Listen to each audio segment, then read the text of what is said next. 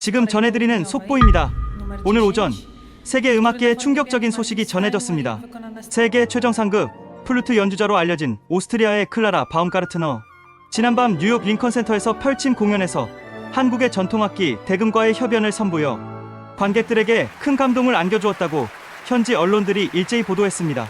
특히 이번 공연은 서양 클래식과 동양 전통음악의 만남이라는 점에서 음악사적 의미가 크다는 평가를 받고 있는데요.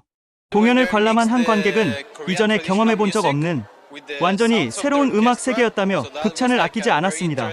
과연 이런 놀라운 변화는 어떻게 시작된 것일까요? 완벽주의로 유명했던 클라라 바움가르트너가 왜 갑자기 한국의 전통악기에 관심을 갖게 된 것일까요? 이 모든 것은 바로 1년 전 서울에서 시작되었습니다.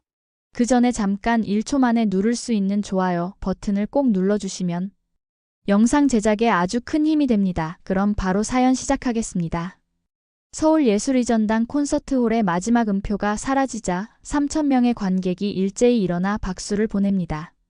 무대 위 클라라 바움가르트너는 우아하게 인사를 건네며 미소를 짓죠. 하지만 그 미소 뒤로는 깊은 공허함이 자리하고 있었습니다. 브라보! 관객석에서 터져나오는 환호성이 홀 전체를 가득 메웠어요. 클라라의 플루트 연주는 기술적으로 완벽했습니다.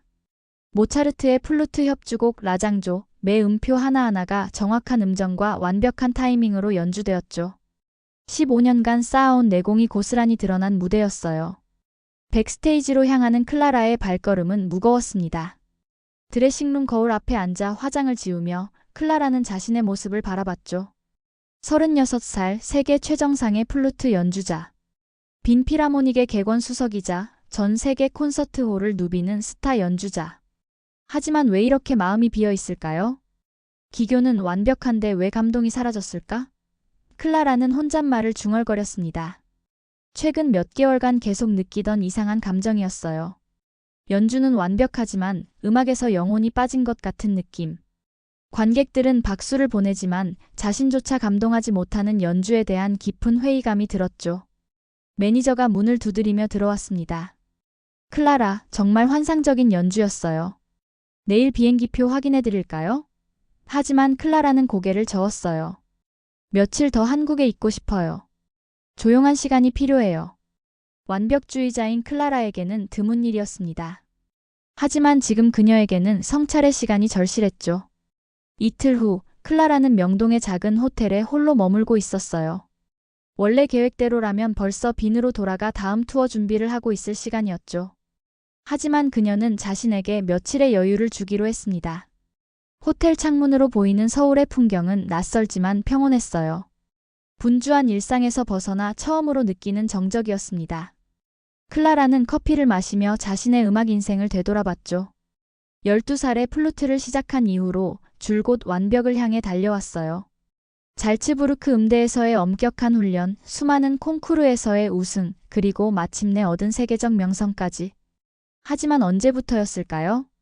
음악이 기계적으로 느껴지기 시작한 건 악보의 모든 지시사항을 완벽히 따르고 청중이 원하는 소리를 정확히 만들어내지만 정작 자신은 그 음악에서 아무것도 느끼지 못하게 되었어요.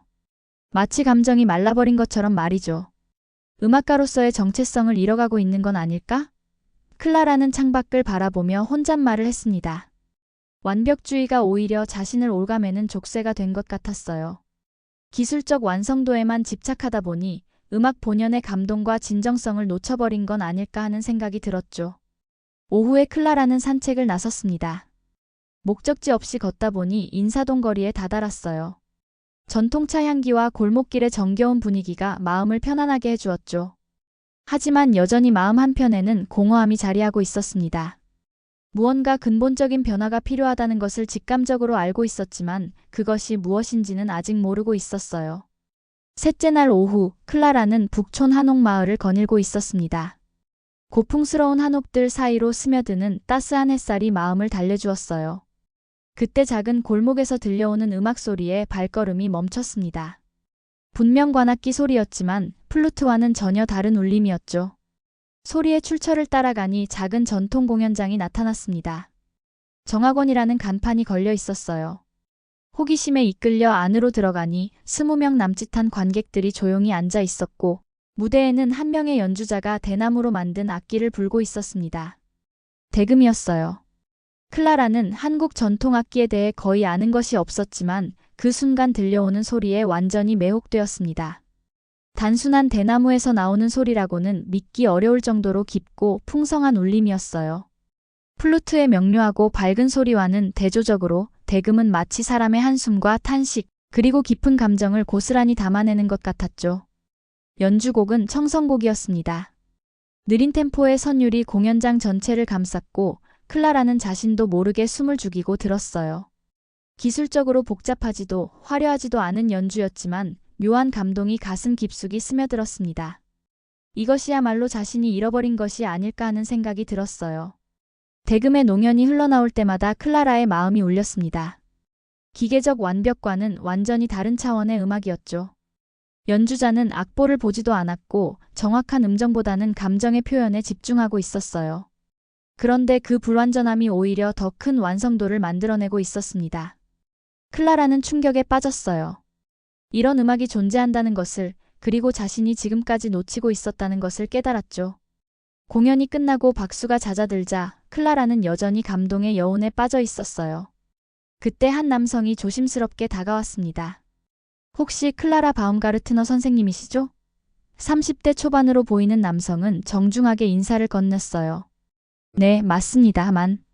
클라라가 당황하자 남성이 미소를 지으며 자신을 소개했습니다. 저는 이민준이라고 합니다. 서울대학교에서 한국 전통음악을 연구하고 있어요.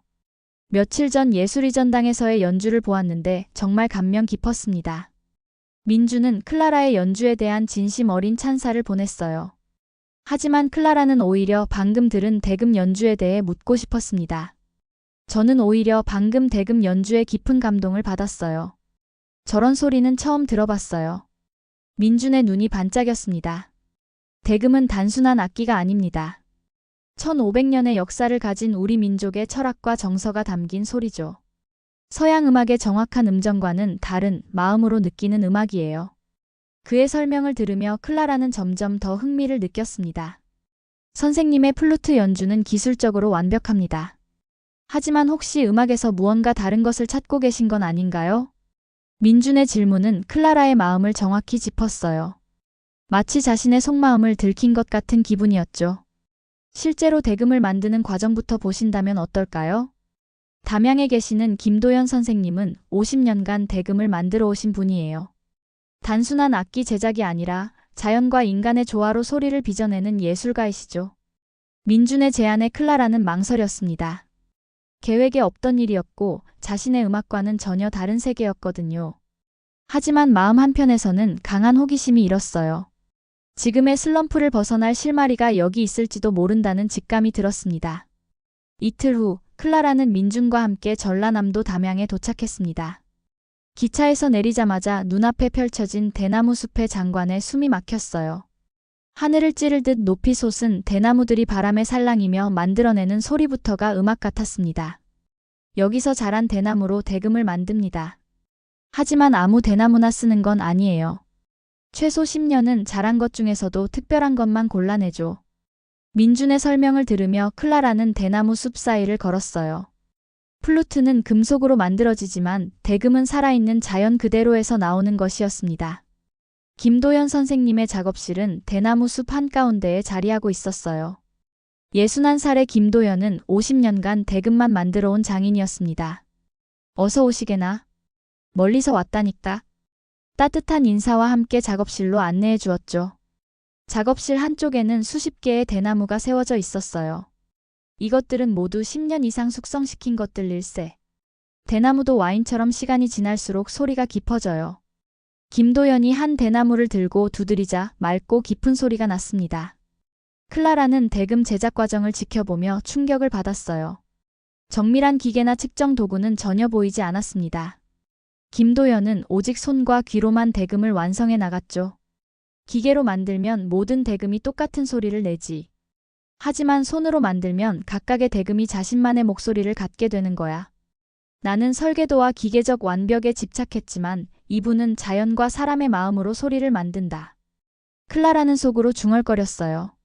자신이 추구해온 완벽주의와는 정반대의 철학이었지만 그 결과물은 더욱 깊이 있는 음악이 되고 있었습니다. 이것이야말로 자신이 찾고 있던 답의 실마리가 아닐까 싶었죠. 김도연 선생님이 직접 만든 대금을 받아든 클라라는 그 무게감에 놀랐습니다. 플루트에 비해 훨씬 가볍지만 왠지 더 묵직한 느낌이었어요. 한번 불어보시게나? 처음에는 소리 내기가 쉽지 않을 거야. 선생님의 말씀대로 대금에서 제대로 된 소리를 내는 것은 쉽지 않았습니다. 플루트와는 완전히 다른 주법이었어요.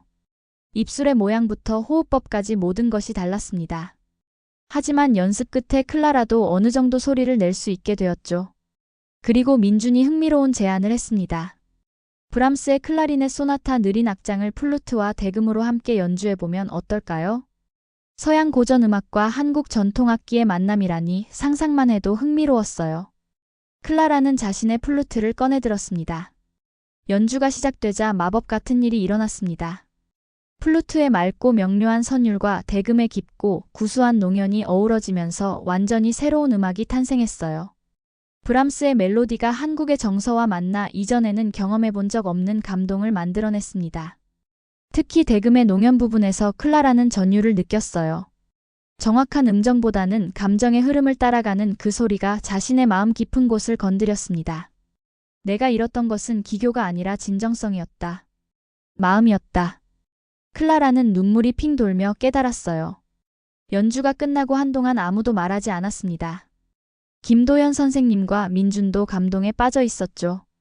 이제 알겠네요. 완벽한 기술도 중요하지만 결국 음악은 마음에서 마음으로 전해지는 거구나. 클라라의 말에 선생님이 고개를 끄덕였습니다. 그렇지. 악기는 단지 도구일 뿐이야. 진짜 음악은 연주자의 마음에서 나오는 거지. 한 달 후 빈 무지크페라인 황금홀의 무대 위에 클라라가 서 있었습니다.